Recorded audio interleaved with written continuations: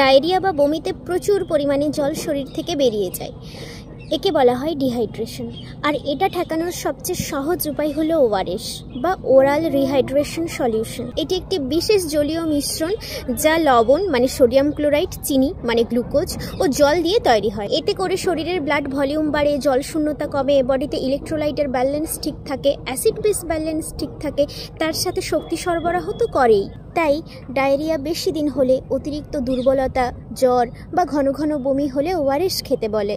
বাণিজ্যিক ওআরএসের প্যাকেটের মধ্যে sodium chloride, potassium chloride, glucose ও ট্রাইসোডিয়াম সাইট্রেট সঠিক মাত্রায় প্রেজেন্ট থাকে। কিন্তু ভীষণ প্রয়োজনের সময় বাজারে ওআরএস না পেলে বাড়িতে তৈরি করে নেবেন।